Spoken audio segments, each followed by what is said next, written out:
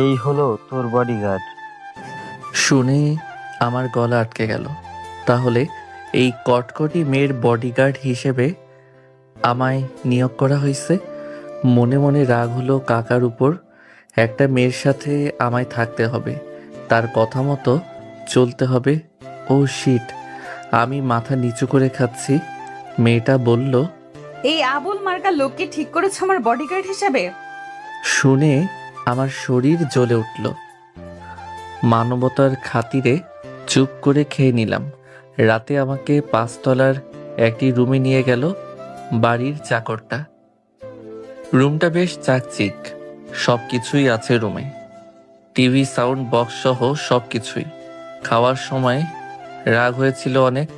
ভাবছিলাম রাতটা থেকেই ফটো সব এখান থেকে, কিন্তু বেতনটার দিকে চেয়ে আর বাবার অসুস্থতার কথা চিন্তা করে মত পাল্টালাম। যত কষ্টই হোক, দেখি কি হয়। তাছাড়া ছোট বোন দুটোর লেখাপড়া আর সংসারের চিন্তা করে নিজেকে সংযত করে এই চাকরিটা চালিয়ে যাওয়ার সিদ্ধান্ত নিলাম। ভোরে উঠে নাস্তা করলাম। বাড়ির ওই মেয়েটা বাদে সবার ব্যবহারই মুগ্ধ করার মতো, যেন এই বাড়ির মানুষ আমি। নাস্তা করার পর মেয়েটি বের হচ্ছে। এই ছেলে শোনো, ভালো পোশাক পরে আমার গাড়িতে গিয়ে ওঠো, কলেজে যাব। আমি অসহায়ের মতো পোশাক পরে গাড়িতে উঠলাম। মেয়েটি আমার পাশে এসে বসলো। আমি জড়সড়ভাবে বসে আছি, বুকটা ধুকধুক করছে। কোনো দিন এভাবে কোনো মেয়ের সাথে পাশাপাশি বসা হয়নি। মেয়েটা আমার অবস্থা বুঝে বলল, এই তুমি কি বডিগার্ড মানে বোঝো? বডিগার্ড মানে হলো আমাকে বিপদে রক্ষা করা, আমার প্রয়োজনীয় কাজ করা ও আমার কথা মতো চলা। তোমাকে দেখে তো মনে হচ্ছে গ্রামের কেউ ভূত। পারবে এইসব? রাগে আমার শরীর 150 ডিগ্রি হলেও মাথা নেড়ে শান্তভাবে জবাব দিলাম, হ্যাঁ পারবো। গাড়ি চলছে। কোন কলেজে পড়েন ম্যাডাম? Belkuchi degree college. তো এদিকে কোথায় যাবেন? নরকে যাবো তাতে তোর কি? চুপ করে বসে থাকবে, একটা কথা বলবি না, ওকে? আমি যেন আকাশ থেকে ছিটকে মাটিতে পড়লাম। কিছু দূর গিয়ে তিথি গাড়িটা ব্রেক করতে বলল ড্রাইভারকে। ব্রেক করার সাথে সাথে মেয়েটি আমার কাঁধের উপর ঢলে পড়ল। আমি ওকে ধরে ঠিকভাবে বসাতেই ঠাস ঠাস করে কয়েকটা থাপ্পড় বসিয়ে দিল আমার গালে। আমি অসহায়ের মতো গালটা ধরে তাকিয়ে আছি ম্যাডামের দিকে। ওনার চোখ দুটোই লাল টকটকে, মনে হচ্ছে কোনো পিচাস কটমট করছে রাগে। নিজেকে আজ খুব বেশি ঘৃণা হচ্ছে। এই প্রথম কোনো মেয়ে আমাকে মেরেছে, তাও আবার আমি চুপ করে আছি। হঠাৎ অনুভব করলাম গাল বেয়ে রক্ত গড়িয়ে পড়ছে। হ্যাঁ, ঠোঁট কেটে রক্ত বেরোচ্ছে। গাড়ি বেলকুচির রাস্তায় না গিয়ে কামার খন্দের দিকে যাচ্ছে। আমি এখনো ধান্দা লেগে আছি, এখনো মাথায় খেলছে না কি হলো আর কি করব। গাড়ির ড্রাইভারকে হঠাৎ গাড়ি থামাতে বলল ম্যাডাম। আমি মাথা নিচু করে বসে আছি। এটা জামতল স্টেশন, এখানেই গাড়ি থামিয়েছে। এমন সময় অনুভব করলাম কেউ আমার হাত ধরে টানছে। তিথি ম্যাডামই টানছে। আমার ঠোঁটে ও গালে রক্ত দেখে ব্যাগ থেকে একটু টিস্যু বের করে নিজ হাতে মুছে দিল। তারপর হাতটা ধরে সোজা স্টেশনের পাশেই একটা ডাক্তারের চেম্বারে ঢুকলো। ডাক্তারকে বলল, ওর ঠোঁট কেটে গেছে, একটু দেখুন তো কি করতে হবে। ডাক্তার দেখে বলল, এভাবে কে থাপ্পড় মেরেছে? গালে তো আঙ্গুলের দাগ লেগে গেছে। দুজনই চুপ করে আছি। ডাক্তার ঠোঁটে স্যাভলন দিয়ে পরিষ্কার করে ওষুধ লাগিয়ে দিল, আর কিছু খাওয়ার ওষুধ দিল। এরপর আবার গাড়িতে এসে বসলাম। আমার কেমন যেন রহস্যজনক লাগছে ওকে।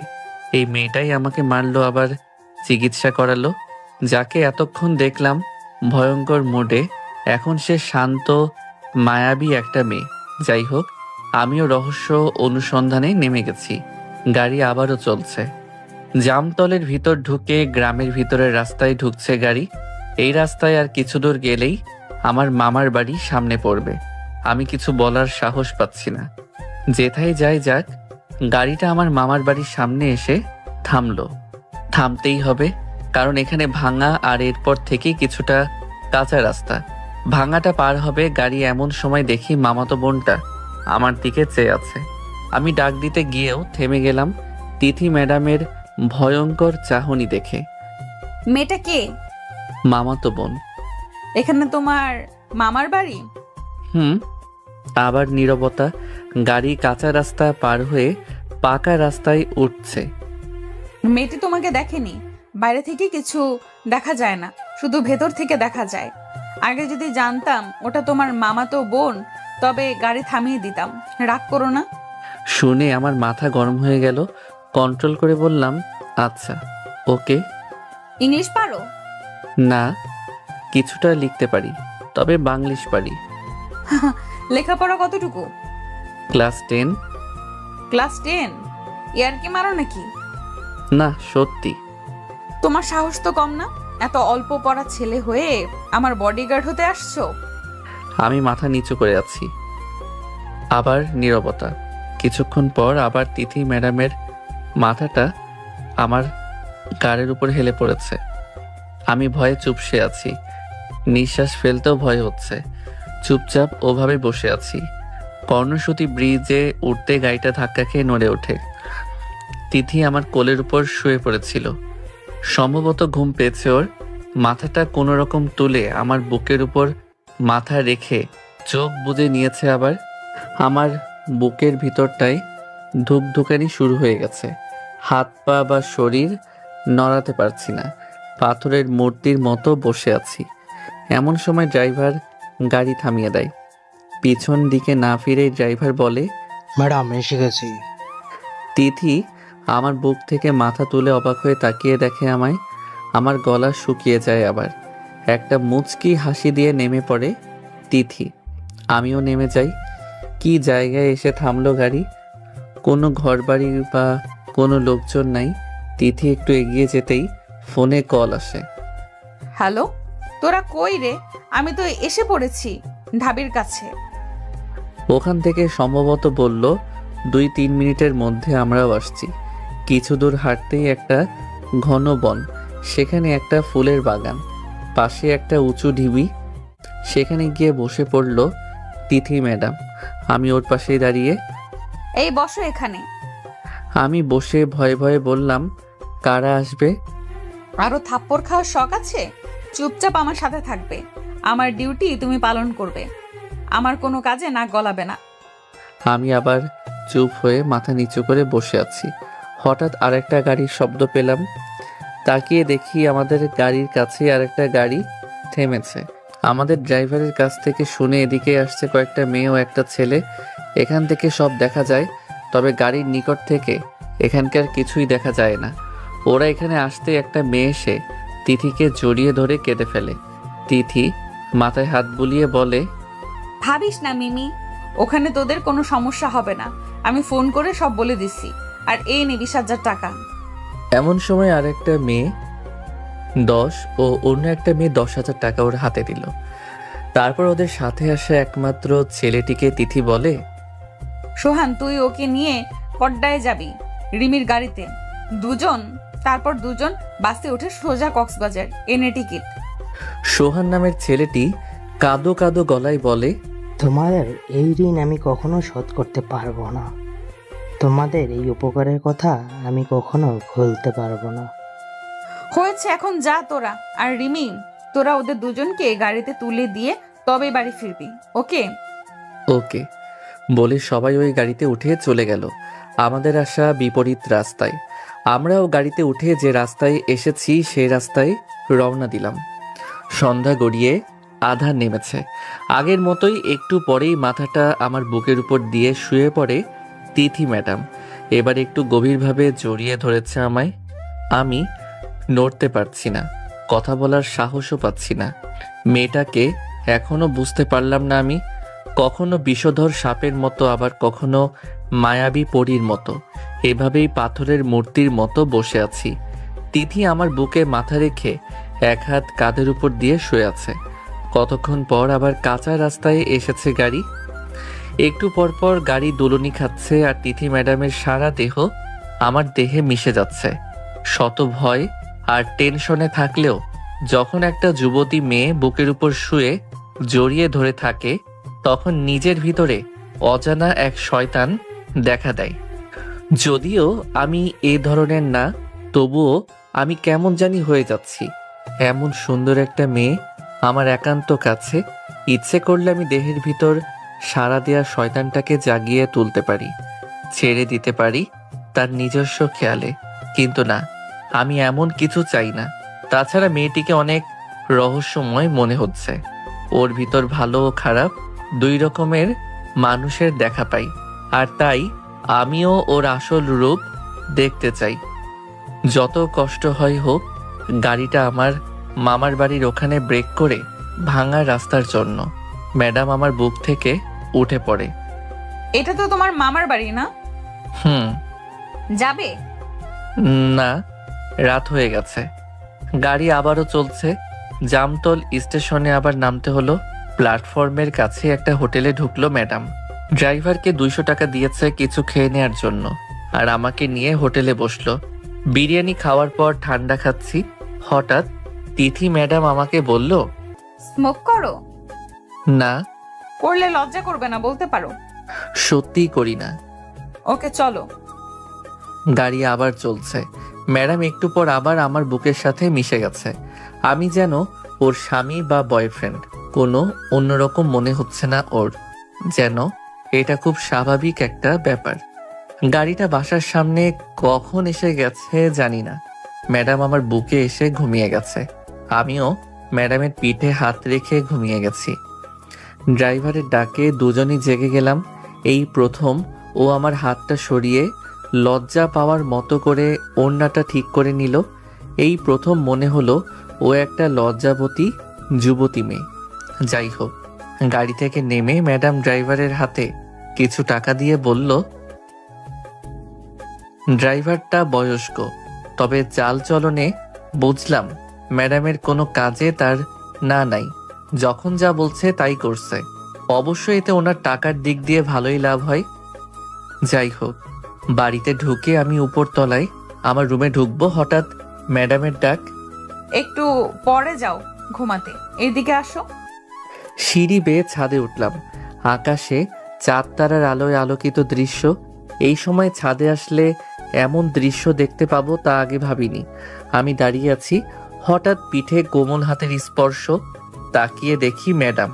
আমি নিজের চোখকে বিশ্বাস করতে পারছি না। ম্যাডামের চোখ বেয়ে ঝর্ণার মতো অশ্রু ঝরছে। আমাকে বুকের মাঝে আবার মাথা রেখেছে। গাড়িতে ভেবেছিলাম ঘুমের ঘোরে হয়তো আমায় জড়িয়ে ধরেছে, কিন্তু এখন বুঝলাম ইচ্ছে করে এমনটা করেছে। যাই হোক, রহস্যের দৃশ্য সামনে আসতেই থাকছে। তিথি ম্যাডাম এখন আমায় জড়িয়ে ধরে ঢুকরে ঢুকরে কাঁদছে। পরিস্থিতির সামাল দিতে আমি ওর মাথায় হাত বুলিয়ে শান্ত গলায় বললাম, কাঁদবেন না ম্যাডাম, বলুন কি হয়েছে। একটু পর শান্ত হয়ে আমাকে ছেড়ে দিয়েছে। ড্রাইভার গাড়ি নিয়ে ফিরেছে।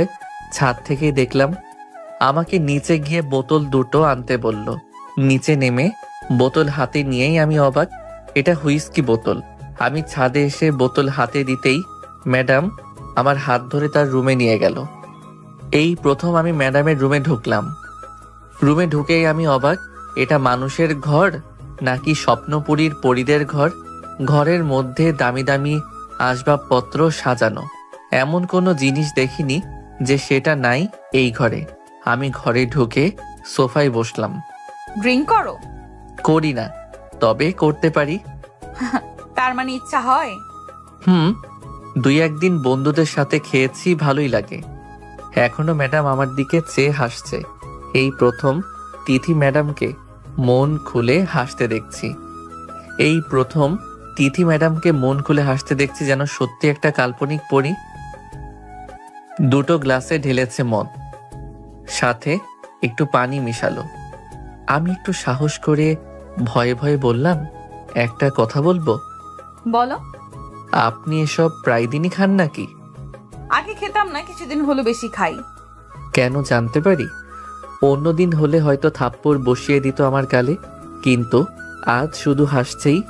তবে এই কথাটা বলার পরেই ম্যাডামের মুখ মলিন হয়ে গেছে আবার।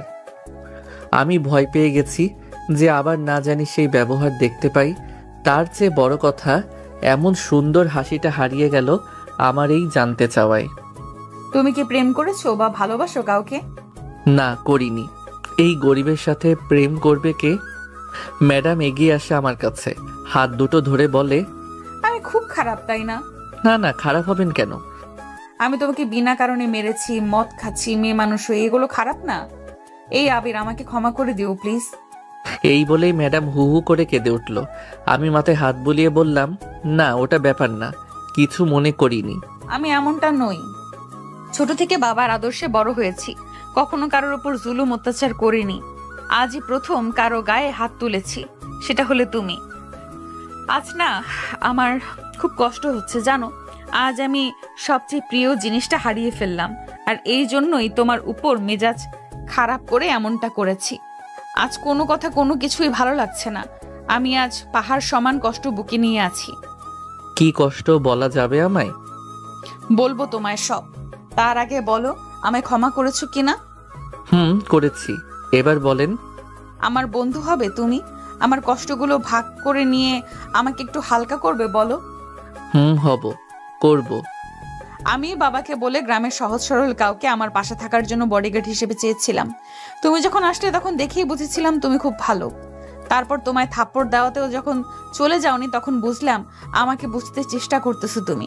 আমি ইচ্ছে করে গাড়িতে তোমার দিকে ঝুঁকে পড়েছি, আর তুমি কোনো খারাপ দৃষ্টি না দিয়ে বুকের সাথে ঘুমানোর জায়গা করে দিয়ে চুপ করে থেকেছো। আমি অন্যরকম ভাবে জড়িয়ে ধরলেও তুমি পুরুষ হয়েও নিজেকে সংযত রেখেছো। এইসব ছিল আমার তোমাকে চরিত্র ও ব্যবহার পরীক্ষা করার জন্য করেছি। তুমি পাশ করেছো এই পরীক্ষায়। তোমার ব্যবহারে আমি মুগ্ধ।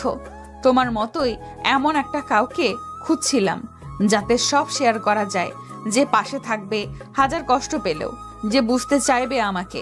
তোমাকে আমার তেমনটাই মনে হয়েছে। তোমাকে যতই অবহেলা করেছি তুমি চলে যাওনি, বুঝতে চেয়েছো আমাকে। এই জন্যই তোমাকে আমি বন্ধু হিসেবে চাই। তোমার সাথে সব শেয়ার করে নিজের কষ্টকে হালকা করতে চাই। বলো, পারবে আবির? পারবো। বলেন কি হয়েছে আপনার? কি এমন নীরব কষ্ট লুকিয়ে আছে আপনার মাঝে? সব বলবো আগামীকাল কোনো নির্জন জায়গায় ঘুরতে গিয়ে। আজ এই পানি খেয়ে একটু ঘুমাতে চাই। এই বলে গ্লাসে চুমুক দিল ম্যাডাম। আমার দিকে আরেকটা গ্লাস দিল, অল্প একটু ঢেলে। আমি কখনো এমন বোতলের জিনিস খাইনি, বন্ধুদের পাল্লায় পড়েও খাইনি, তাও সেগুলো কম দামের মদ। কষ্ট হলেও যেটুকু দিয়েছে খেয়ে নিলাম। ম্যাডাম ঢালছে আর খাচ্ছে, আমার দিকে চেয়ে বলে, তোমায় আর দেব না, তোমার অভ্যাস নেই। জানো, আমারও এসব পছন্দ ছিল না। আমার বন্ধু বান্ধবীরা অনেক সময় এগুলো খাওয়ার পার্টি দিত, আমাকে ডাকতো সেই পার্টিতে, কিন্তু আমি যেতাম না। কিন্তু যখন জানলাম আমার ভালোবাসার মানুষটি অন্য কারো, তখন থেকেই এইসব খাওয়া ধরলাম। এখন নিয়মিত খাই কষ্টগুলো ভুলে থাকার জন্য। ম্যাডাম কাঁদছে আর গ্লাসে চুমুক দিচ্ছে। এভাবে এক বোতল শেষ। মনের অজান্তে আমার চোখ বেয়ে জল গড়িয়ে পড়ছে। ওর কথাগুলো স্বাভাবিক নয়, যেন ভিতরের চাপা কষ্টের কথাগুলো অনেক কষ্টে বলছে আমায়। আমি উঠে গ্লাস আর বোতল কেড়ে নেই। আর খাবেন না, অনেক হয়েছে। এই বলে বোতলটা ফ্রিজে রেখে এলাম। এই আবির, রাখলে কেন? দাও না, আর একটু খাবো। এই বলে উঠে দাঁড়াতেই ধরাম করে পড়ে গেল ম্যাডাম। আমি এগিয়ে গিয়ে টেনে তুললাম। বেশি খেয়ে ফেলেছে, এত হয়তো খাইনি কখনো। নেশায় মাতাল হয়ে ঠিক থাকতে পারছে না। আমি টেনে তোলার পর আমার শরীরে লেপ্টে গেছে ম্যাডাম। ও যেন একা দাঁড়াতে পারছে না। আমি ওকে ওভাবেই নিয়ে খাটে শুয়ে দেই, কিন্তু ম্যাডাম আমায় ছাড়ছে না। প্লিজ আবির, যেও না। আমার কেমন যেন লাগছে, মাথা ও শরীর ঘুরছে। আমাকে একটু জড়িয়ে ধরো প্লিজ। হ্যাঁ সত্যি, ও কেমন জানি করছে। ওকে ছাড়েন, আমি দরজাটা আটকে আসি। দরজা আটকে আমি খাটে উঠে ওর মাথায় হাত বুলাই। ও আমায় টেনে ওর পাশে শোয়ায়। আমি একটা মেয়ের কষ্টের সাথী হতে, তার বিপদে পাশে থাকতে ভুলেই গিয়েছি আমি পুরুষ। ম্যাডাম যখন তার বুকের সাথে আমায় জড়িয়ে ধরল, আমার মনে মনে বলছি, আমি কি করব এখন? আমি অনুভব করছি তিথি ম্যাডাম কন্ট্রোল রাখতে পারছে না নিজেকে, ওর শরীরটা কাঁপছে। আমি ওকে বুকের মধ্যে নিয়েছি।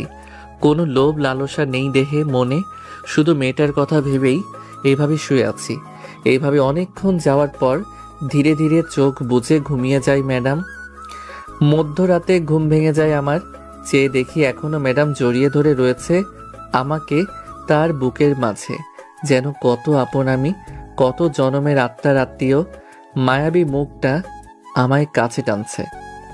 ভিতরের পুরুষ নামক শয়তানটা জাগ্রত হচ্ছে। এই প্রথম আমার ইচ্ছে হচ্ছে ওকে আদর করি, ওর শরীরে মিশিয়ে দেই আমার শরীর। পরক্ষণেই আবার মনে হয়, কি ভাবছি আমি? একটা মেয়ে কত বিশ্বাস করে আমায় তার কাছে রেখেছে, একটু নিজেকে সামাল দিতে আমার বুকে ঠাঁই নিয়েছে, আর আমি তার এই সরলতার সুযোগ নেব? তার এই সুন্দর নিষ্পাপ মনে লাগিয়ে দেব কলঙ্কের দাগ? ছি ছি, কি ভাবছি আমি? ও থাকুক আমার বুকের মাঝে, আমার কষ্ট হয় হোক, নিচ থেকে ওকে ধরবে না। ভোর হয়ে গেছে, ম্যাডামের ডাকে ঘুম ভেঙে গেছে। এই ওঠো, তোমার রুমে যাও তাড়াতাড়ি, উপরে কেউ এসে পড়বে।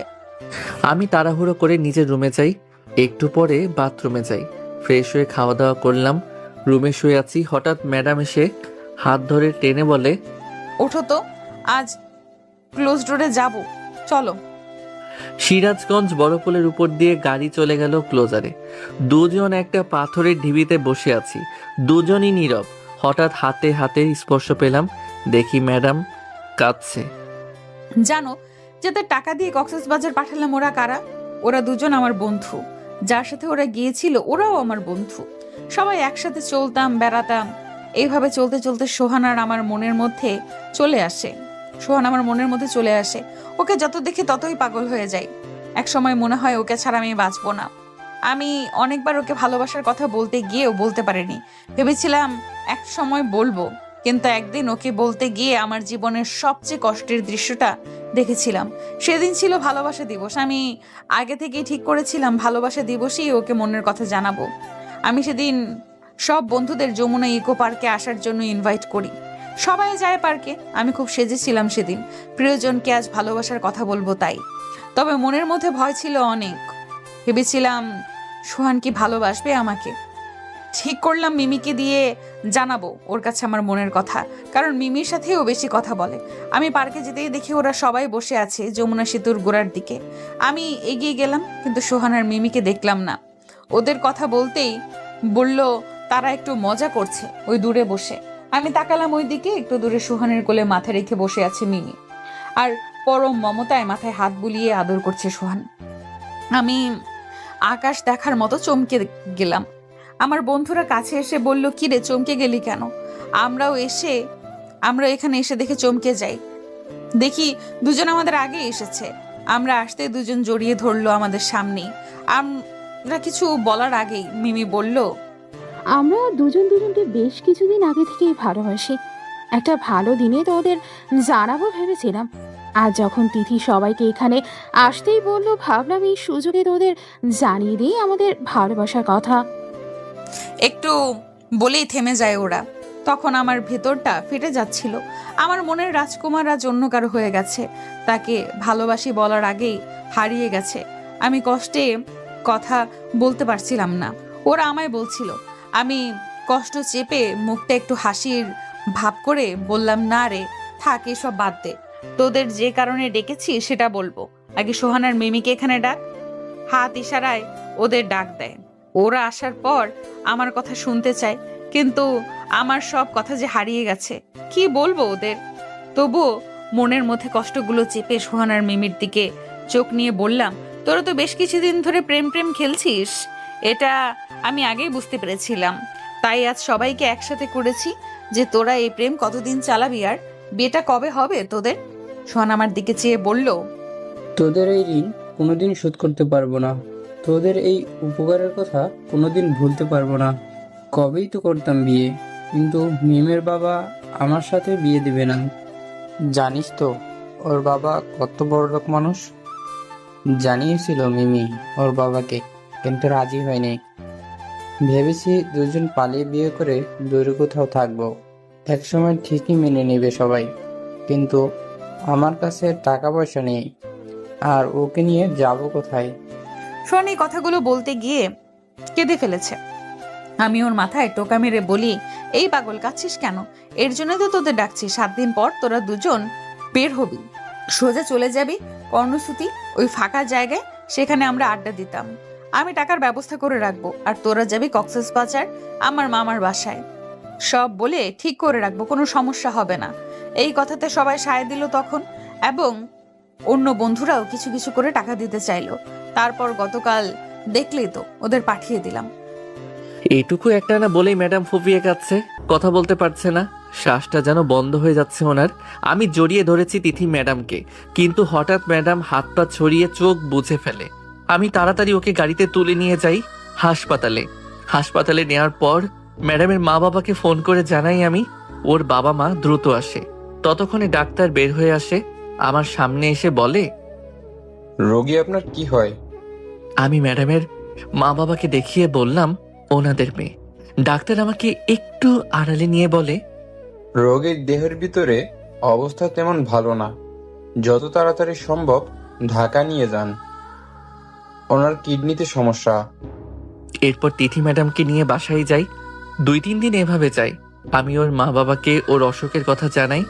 ওর বাবা বলে কালকেই ওকে নিয়ে যাব। ম্যাডাম হয়তো ব্যাপারটা বুঝতে পেরেছে যে তার বড় অসুখ হয়েছে ভিতরে। সেদিন বিকেলে ও আমাকে নিয়ে বের হয় ঘুরতে। গাড়িতে ও আমার কাঁধে মাথা রাখে, যেন আমি তার কত আপন। একটু পর মাথাটা তুলে তিথি ম্যাডাম বলে, আমার খুব বাজেভাবে অসুখ হয়েছে, তাই না? না তেমন কিছু না, ঠিক হয়ে যাবে। কালকে এনায়েতপুর নিয়ে যাবে আপনাকে। না, আমি জানি আমার ভেতরের বড় সমস্যা হয়েছে। জানো, আমার না খুব ইচ্ছে ছিল আমি কারো হব, সে আমায় পাগলের মতো ভালোবাসবে, আমাকে বুকে জড়িয়ে আদর করবে, এইভাবে তার কাঁধে মাথা রেখে ঘুরবো, তাকে ভালোবাসায় বুকে জড়িয়ে রাখবো বিয়ে করে। কিন্তু কারো স্বপ্ন স্বপ্নই থেকে যায়, তারা বাস্তবে এমন ভালোবাসা পাওয়ার আগেই শেষ হয়ে যায়। আমি তাকিয়ে দেখি ম্যাডামের চোখের কোণা ঝর্ণার মতো জল গড়িয়ে পড়ছে। এই কাঁদছেন কেন? সব ঠিক হয়ে যাবে দেখেন। হবে না, আমি জানি। আমি অনেক ড্রিঙ্ক করেছি এই কয়দিন, শরীরের কোনো যত্ন নেইনি। ওর কথা ভেবে ভেতরের সব শেষ করে দিছি। জানো আবির, আমার বাঁচতে ইচ্ছে করে, তোমার মতো কাউকে পেতে ইচ্ছে করে যে আমার পাশে থাকবে সব সময়। আমার তো কিছুর অভাব নাই, আমার ভালোবাসাও অনেক ভালো, আমার সুখের জন্য সব করবে, কিন্তু আমিই বাঁচবো না। এই বলে কষ্টের একটা দীর্ঘশ্বাস ছাড়ে ম্যাডাম। আমি একটু ঘুরে ওর মাথাটা বুকের সাথে নিয়ে বলি, আপনার কিচ্ছু হবে না দেখেন, আপনি ভালো হয়ে যাবেন। আবার আপনি নতুন করে বাঁচবেন, নতুন করে স্বপ্ন দেখবেন, ভালোবাসবেন। ম্যাডাম আমায় আরো ঘনিষ্ঠভাবে জড়িয়ে ধরে বলে, হ্যাঁ আবির, আমার আবার নতুন করে বাঁচতে ইচ্ছে করে, ভালোবাসতে ইচ্ছে করে, কিন্তু আমি কি বাঁচবো? আমি কি পাবো তোমার মতো কারো ভালোবাসা? আমি নীরব হয়ে গেছি। কি বলবো তাকে, যেন আমার সব ভাষা হারিয়ে গেছে। ওর মাথায় হাত বোলাই, ওর মুখ দেখে কষ্ট হয়। হ্যাঁ, ও সত্যিই বাঁচতে চায়, ভালোবাসা চায়, কিন্তু বাঁচবে কি, পাবে কি কারো ভালোবাসা? ততক্ষণে গাড়ি ঘুরে ফিরে বাসার গেটে ঢুকেছে। বাসায় এসে তিথি ম্যাডাম তার রুমে গিয়ে বিছানায় গা এলিয়ে দেয়। সন্ধ্যা পেরিয়ে রাত হয়ে যায়, তবুও বিছানা থেকে ওঠে না ম্যাডাম। ওর বাবা মা অনেক ডাকে, তবু ওঠে না।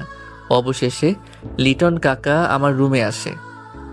বাবা যাও তো, তিথিকে একটু তুলে আনো বিছানা থেকে। মেয়েটা কিছু খায়নি আজ, ওষুধও খায়নি। মেয়েটার জন্য আমাদের বুকের ভিতরটা তছনছ হয়ে যাচ্ছে। জীবনে কোনো কিছুর অভাব দিইনি ওকে, যখন যা চেয়েছে তাই দিয়েছি। কিন্তু কিছুদিন হলো ও নীরবে কাঁদে, আমাদের না জানিয়ে কি যেন একটা কষ্ট বুকে চেপে রাখে। এই বলে হু হু করে কেঁদে ওঠে লিটন কাকা। পাশে ওনার স্ত্রীও কাঁদছে, মুখ বুজে। তিথি ম্যাডামের মা বাবা আমার কাছে এসে আমার হাত ধরে বলে, বাবা তুমি পেরেছো এই কয়দিনে ওকে পাল্টে দিতে। তুমি আসার আগে ও ঘর থেকে বেরোতো না, খেত না। তুমি আসার পর ও পাল্টে গিয়েছিল, কিন্তু ওর অসুখের ব্যাপারটা বুঝতে পেরে আবার কেমন হয়ে গেল। বাবা তুমি ওকে ডাকো, কিছু খাওয়াও। আমি কাকা কাকির দিকে তাকাই। আচ্ছা কাকা, ওর অসুখটা সারানো যাবে না কোনোভাবে? হ্যাঁ যাবে, বড় ডাক্তারকে ওর সব রিপোর্টের কাগজ দেখিয়েছি, তারা আশ্বাস দিয়েছে এটা ভালো হবে, শুধু টাকা লাগবে অনেক। বলো আমার কি টাকার অভাব আছে? আর একমাত্র মেয়ের জন্য সমস্ত ধন সম্পদ আমি শেষ করে দিয়ে হলেও বাঁচাবো। তুমি শুধু ওকে বোঝাও যে ওর কিচ্ছু হবে না, ও হয়তো কাউকে ভালোবাসতো, তাকে হারিয়েছে, কিন্তু ওর বাঁচার ইচ্ছে আছে। তুমি এখানে আসার পর বুঝেছি ও আবার ওর মতো বাঁচতে চাই। ওর সুখের জন্য যদিও তোমাকে বিয়ে করতে চাই, আমি তাতেও খুশি। আমি সব সামলে নিব, সমাজের ঝামেলা। শুধু আমার মেয়েটাকে বাঁচাও প্লিজ। এই বলে লিটন কাকা আমার পা জড়িয়ে ধরে হাউমাউ করে কেঁদে ওঠে। আমি ওনাকে তুলে বুকের সাথে জড়িয়ে বলি, কিচ্ছু হবে না ওর। এ কথা বলে আমি চলে যাই তিথির রুমে। দেখি টেবিলে মাথা রেখে বসে আছে। আমি একটা চেয়ার টেনে ওর পাশে বসে মাথায় হাত দিই।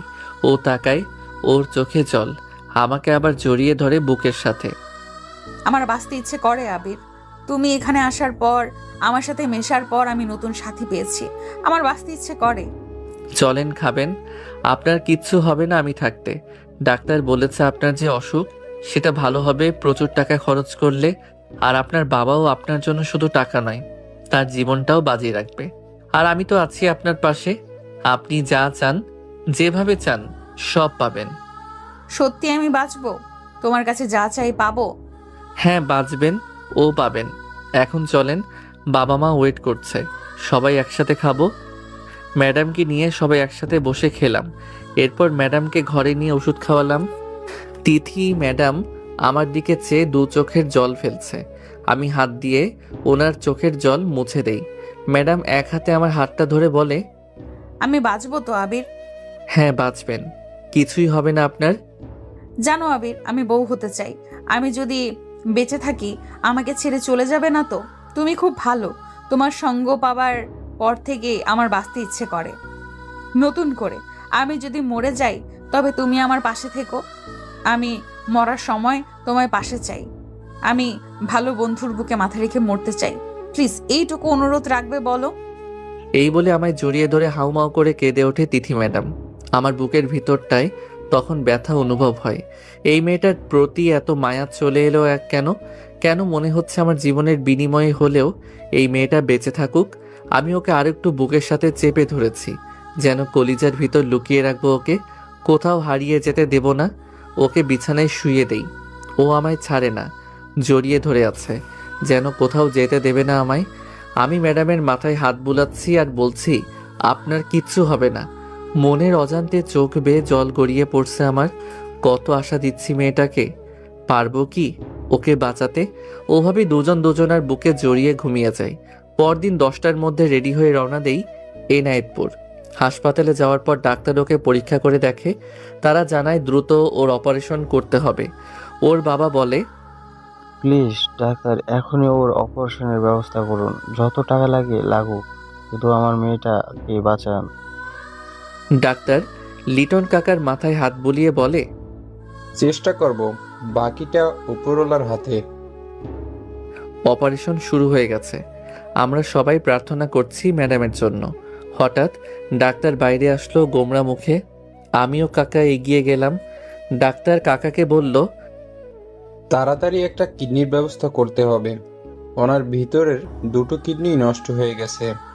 প্লিজ 1 ঘন্টার মধ্যে কিডনি ব্যবস্থা করুন, নইলে আপনার মেয়েকে বাঁচানো সম্ভব না।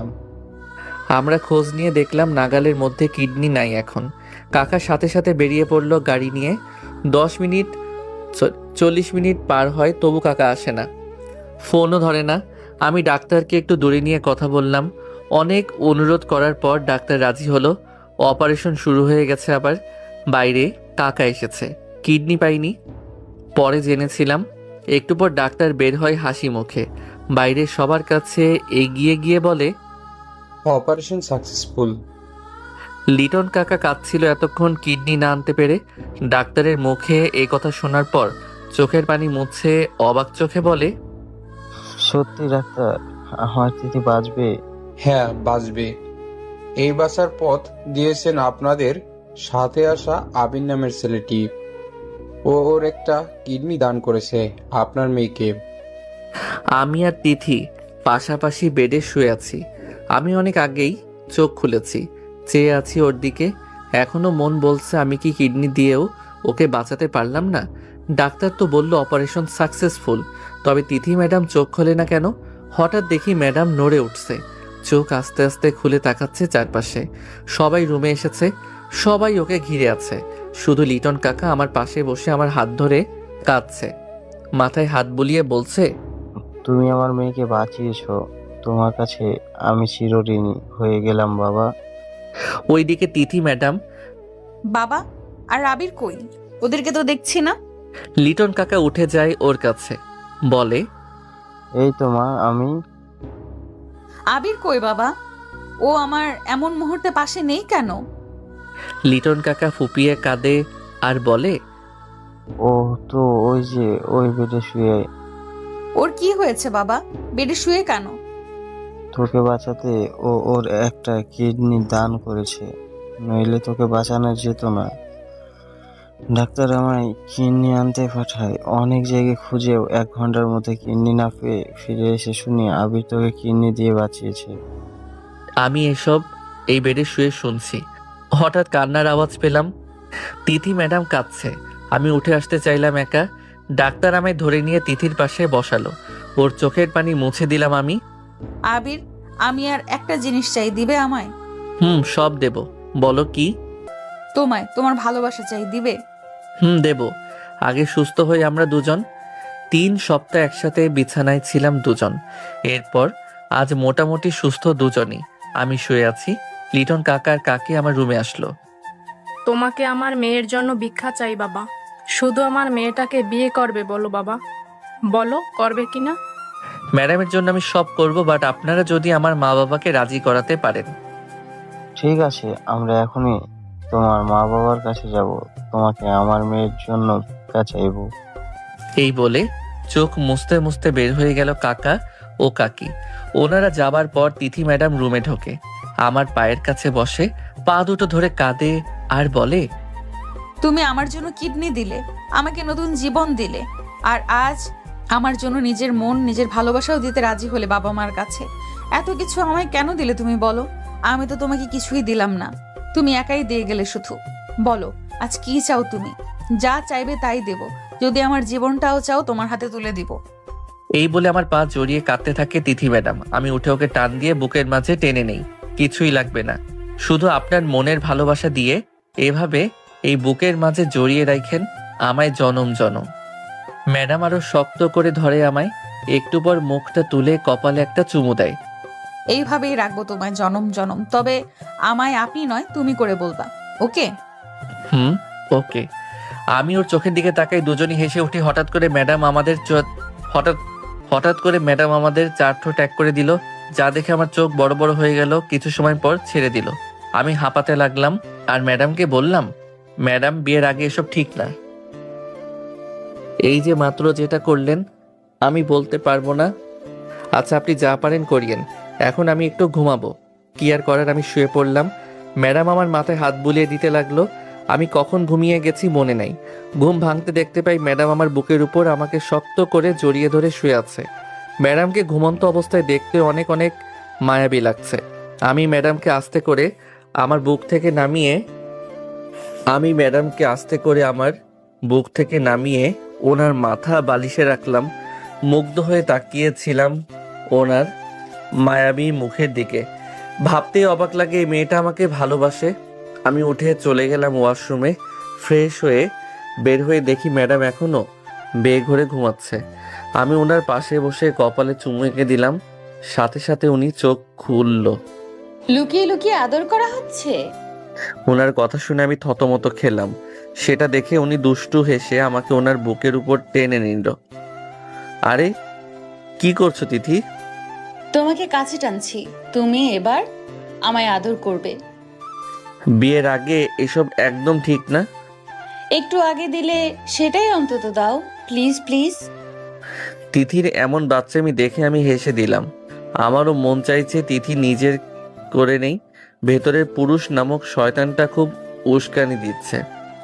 তবুও নিজেকে সামলে তিথির কপালে আবারও চুমু দিয়ে বললাম, পাগল তুমি তিথি। আমি এমনিই পাগল করব। তুমি জানো আমি সারা জীবন এমন একজনকে চেয়েছি যে আমায় খুব ভালোবাসবে, হুটহাট জড়িয়ে ধরে বলবে ভালোবাসি। দিন শেষে যার বুকে আমি শান্তিতে ঘুমিয়ে থাকবো। মাঝে মধ্যে লাল গোলাপ নিয়ে এসে বলবে ভালোবাসি। যে মানুষটাকে ঘিরেই আমি বাঁচবো। আর আমার সে মানুষটা তুমি। আমি তোমায় লাল গোলাপ দেইনি তিথি। দাওনি তো কি হয়েছে, বিয়ের পর দেবে। হুটহাট জড়িয়ে ধরবে। বিয়েটা হোক, তোমার সব ইচ্ছা পূরণ করব তিথি।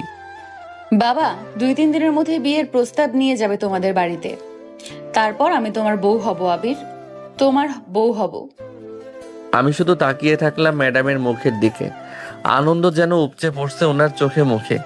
আঙ্কেল আন্টি বাসায় ফিরেছে, জরুরি কাজ থাকায় আমাদের বাসায় যেতে পারেনি, তাই 2 দিন পর যাবে।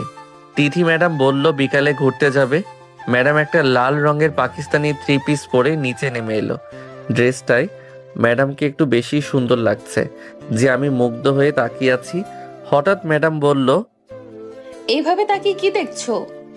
আবির সাথে সাথে চোখ নামিয়ে নিল। মুচকি হাসলো তিথি।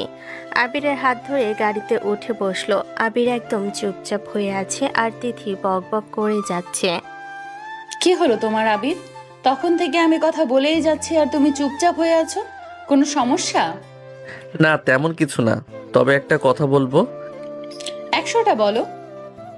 বলে আবিরের বুকে মাথা এলিয়ে দিল।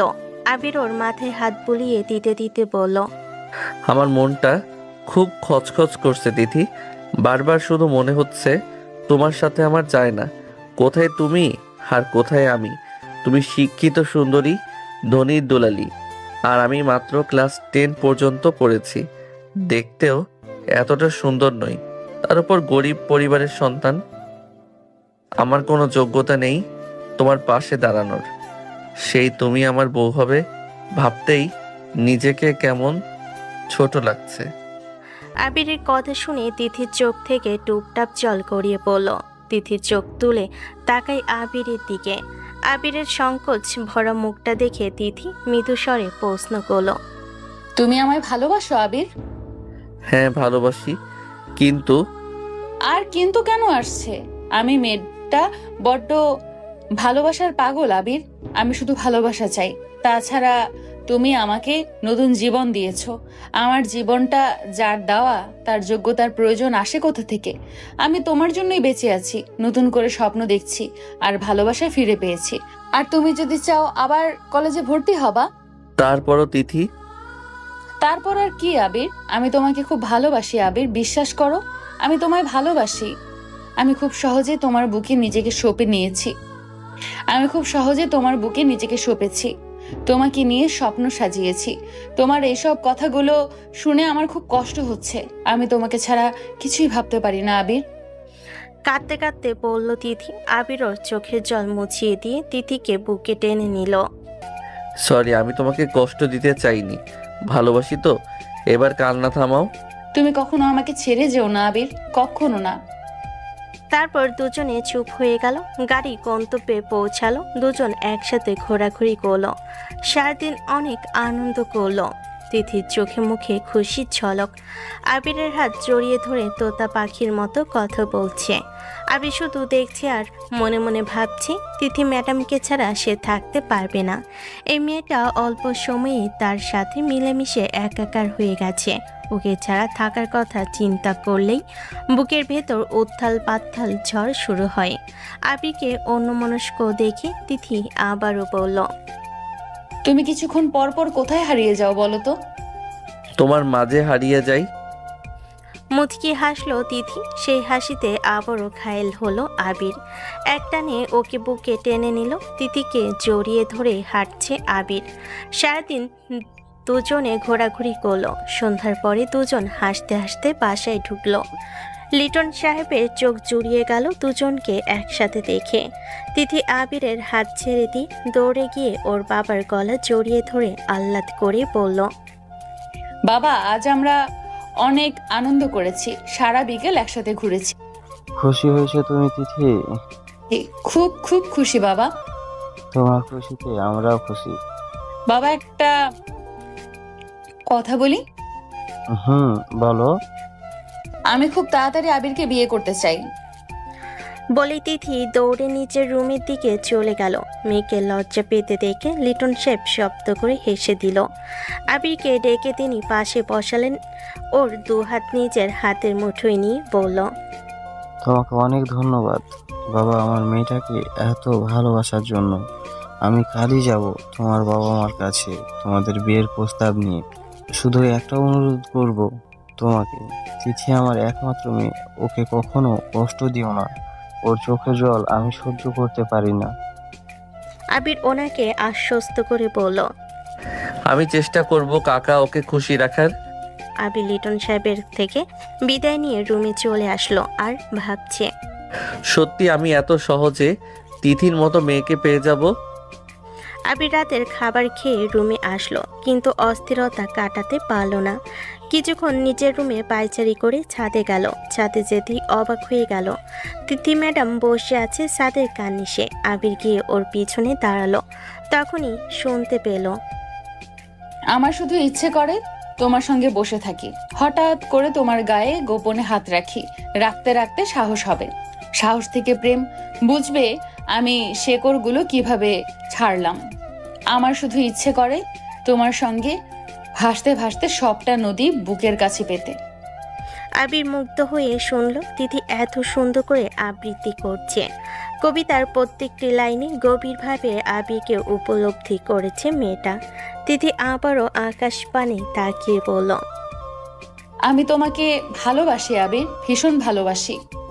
আমি তোমাকে ভালোবাসি দিদি।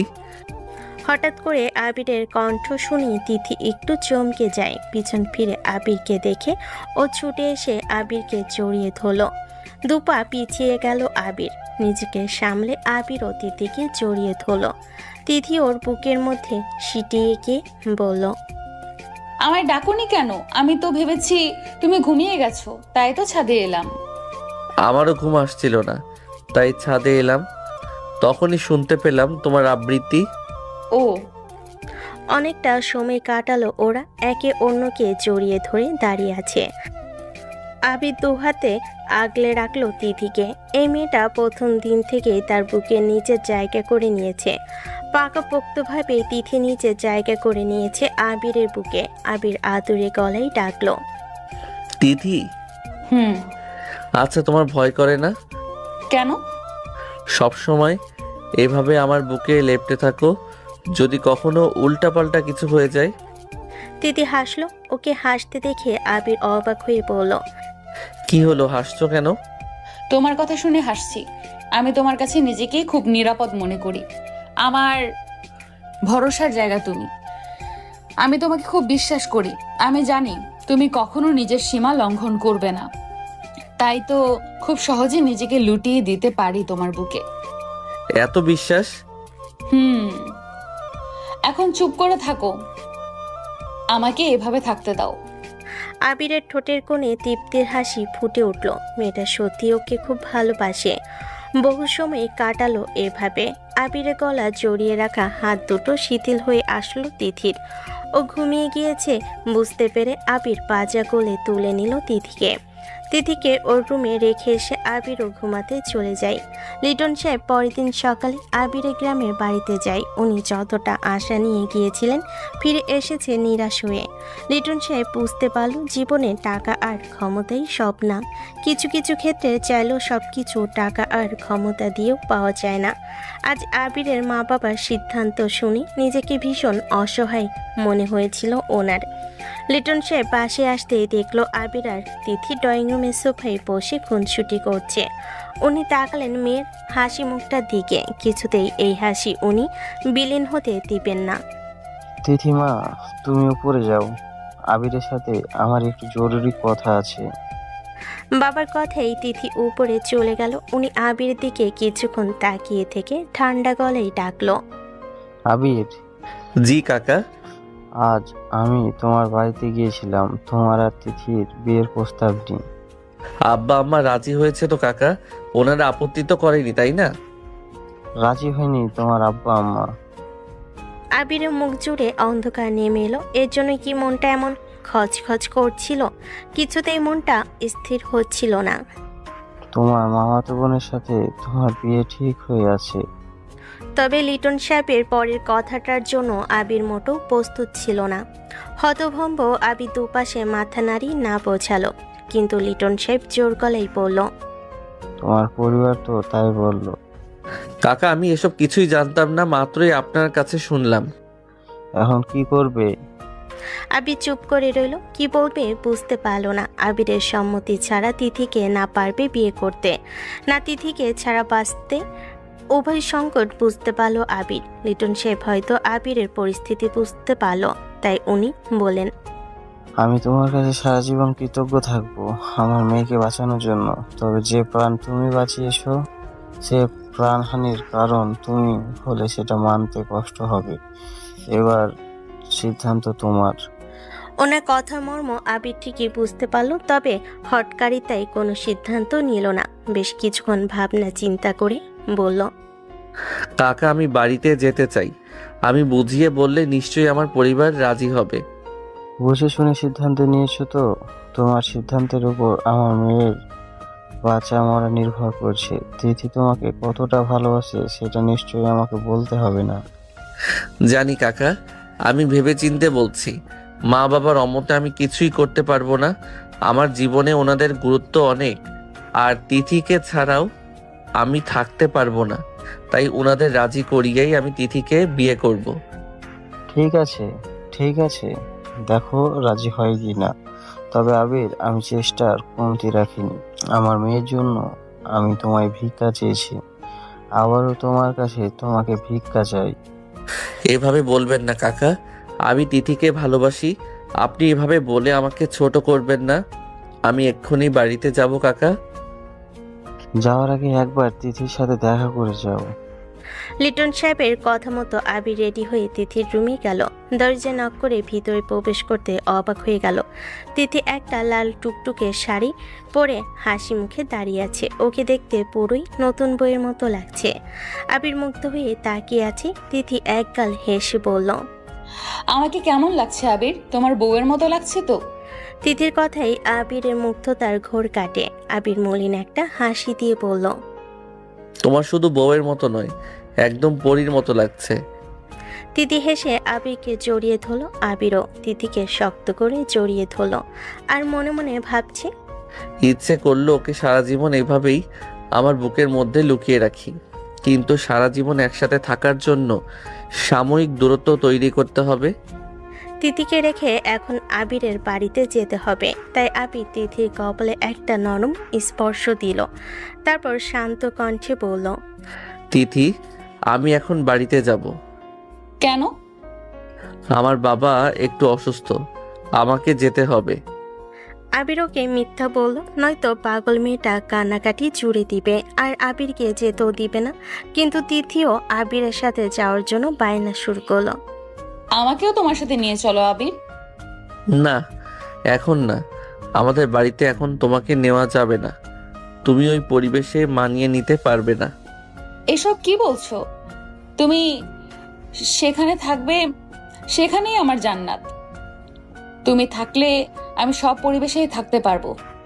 ভালো লাগায় আবিরের মনটা পুলকিত হলো। তবে ওর পরিবারের কথাটা মনে আসতেই তিথিকে আবারও নিজের বুকের সাথে শক্ত করে জড়িয়ে ধরলো।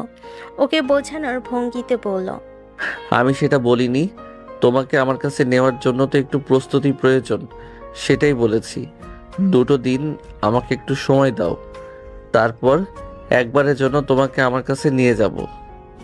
আবিরের ভালোবাসাময়ী বাক্যে তিথি মেনে গেল। আবির ওকে রেখে ঠিকই গেল, তবে মনটা খুব ছটফট করছে। অজানা আশঙ্কায় বারবার আবিরের হৃৎপিণ্ডকেও যেন কামড়ে ধরল। তুই ভাবলি কি করে ওই বড় লোক বাবার আদরে দুলালিকে আমাদের বাড়ির বউ করে আনবো? ওই মেয়ে এই বাড়িতে এসে করবে সংসার? পারবে শ্বশুর শাশুড়ি সেবা করতে? আমরা কখনো ওই মেয়েকে তোর বউ হিসেবে মানবো না। আবির তাকিয়ে রইল তার মা বাবার দিকে। এত বোঝানো পরও এসব বলছে। এই নিয়ে কয়েক দফা কথা কাটাকাটি হয়েছে মা বাবার সাথে। আবিরও এবার বলল, আমি বিয়ে করলে তিথিকে করব, তাও তোমাদের সম্মতিতে। তোর ওই আশা কখনো পূরণ হবে না। তাছাড়া তোর বিয়ে নিঝুমের সাথে ঠিক করে রেখেছি আমরা। আমি নিঝুমকে কখনো নিজের বোন ছাড়া অন্য নজরে দেখিনি। বিয়ে করা অসম্ভব। সম্ভব, তাও কালই তোদের বিয়ে হবে। আবি যেন আকাশ থেকে পড়ল। কাল বিয়ে মানে কি? ও জেদি গলায় পড়ল। আমি তিথিকে ভালোবাসি। নিকুচি করি তোর ভালোবাসার। বলে আবিরের মা ওকে ঘরে আটকে রেখে গেল। আবির যেন অথই জলে পড়ে গেল। এমনিতেই বুকটা পুড়ছে আবিরের তিথির জন্য। মেয়েটা ওকে ছাড়া বড্ড পাগলামি করছে। সকালে কল দিয়ে কান্নাকাটি জুড়ে দিয়েছে। কোনো রকমে যদি আবিরের বিয়ে কথাটা শুনি তবে কি অবস্থা হবে সেটা ভেবে আবিরের হাত পা ঠান্ডা হয়ে যাচ্ছে। তিথি আর টিকতে পারল না আবিরকে ছাড়া। বাবার আদরে দুলালি আবদার করলো বাবার কাছে। মেয়ের মুখের দিকে তাকিয়ে না করলো না লিটন সাহেব। তিথিকে নিয়ে উনি রওনা দিল আবিরের বাড়িতে। তিথিরা যখন পৌঁছালো তখনই ছোট্ট করে বিয়ের আয়োজন চলছে আবিরের বাড়িতে। কি হচ্ছে এখানে বাবা? চলো ভিতরে গিয়ে দেখি। ভেতরে কি হচ্ছে সেটা বুঝতে পেরে তিথির পায়ের তলা থেকে মাটি কেঁপে উঠল। আবিরের পাশে কেউ বসে আছে আবিরের মামাতো বোন। ওকে তিথি দেখেছে একবার। তিথি বাকরুদ্ধ হয়ে তাকিয়ে আছে। লিটন সাহেব চেঁচিয়ে উঠল, এসব কি হচ্ছে আবির? তুমি আমাকে বলেছিলে নিজের মা বাবা মানবে যাতে তারা তিথিকে মেনে নেয়, সেটা না করে তুমি বিয়ে করছো। লিটন সাহেবের কথাই উপস্থিত সবাই ওনাদের দিকে তাকায়। আবির এতক্ষণে খেয়াল করলো তিথিকে। মেয়েটা দু চোখ পেয়ে অশ্রুকণা ঢল নেমেছে। আবিরের হৃদয়টা যেন কেউ থেতলে দিয়েছে। ও শুধু তিথির দিকে তাকিয়েছিল। আবিরের মা বাবা তেড়ে ফুঁড়ে এলো লিটন সাহেবের দিকে। আপনি আমাদের বাড়িতে কেন এসেছেন? এক্ষুনি বেরিয়ে যান। আমাদের ছেলের বিয়ে ভাঙতে বাগড়া দিতে এসেছেন মেয়েকে নিয়ে? ভালোই ভালোই চলে যান, নয়তো গ্রামের লোক ডেকে এক করবো আমরা। আবিরের মা বাবা নানা কথায় অপমান করতে লাগলো লিটন সাহেব ও তিথিকে। এসবের মাঝেই তিথি হুশজ্ঞান হারিয়ে শুধু আবিরকে দেখতে লাগলো। হঠাৎ আবিরের মায়ের ধাক্কায় তিথি ওর দিক থেকে চোখ সরিয়ে নিল। নির্লজ্জ মেয়ে, এখান থেকে এক্ষুনি বেরিয়ে যাও। তিথি পড়ে যেতে নিলে লিটন সাহেব মেয়েকে চাপটে জড়িয়ে ধরলো। চিৎকার দিয়ে উঠল আবির। তিথি। আবির ছুটে এলো তিথির কাছে। লিটন সাহেবের কাছ থেকে ওকে টেনে নিল নিজের বুকে। কারো তোয়াক্কা করলো না। ঠিক আছো তুমি?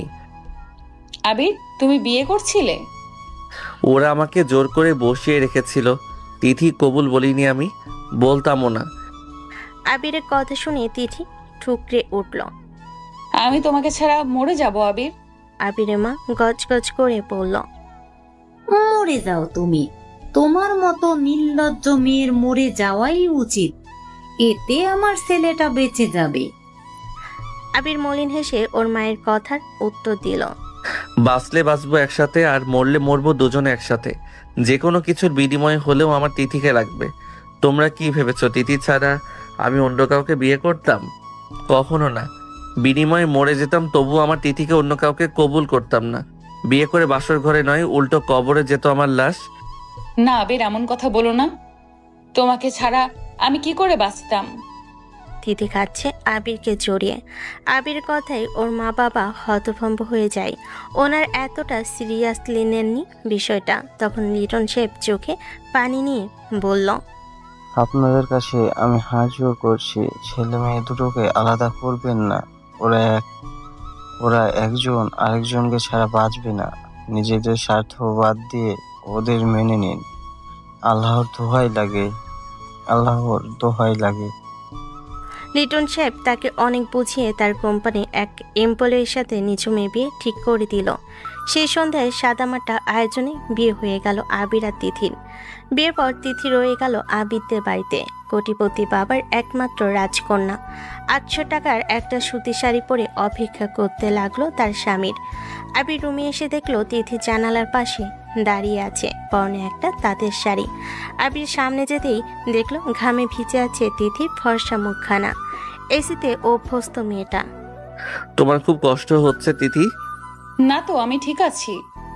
আবির আলনা থেকে গামছা এনে তিথির মুখটা মুছিয়ে দিতে দিতে বলল, হয়তো তোমার বাবার মতো এত বিলাসবহুল জীবন তোমাকে আমি দিতে পারবো না, তবে সাধ্য অনুযায়ী ভালো রাখার চেষ্টা করব। তোমার কষ্ট হবে জানি, তবে তিথি হামলে পড়ল আবিরের বুকে, ওকে শক্ত করে জড়িয়ে ধরে বলল, কষ্ট হবে না আমার, তুমি এইভাবে আমাকে জড়িয়ে রেখো তোমার সাথে, অনেক অনেক ভালোবেসো, তাহলে আমার আর কষ্ট হবে না।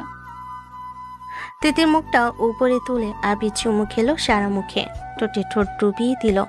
আজ আর ভেতরে পুরুষ নামক শয়তান আটকালো না, নিজের পুরুষ সত্তাকে প্রশ্রয় দিয়ে তিথিতে মত্ত হলো। দুজন নব দম্পতির ভালোবাসা উপচে পড়ল সুখ সুখ কলরব।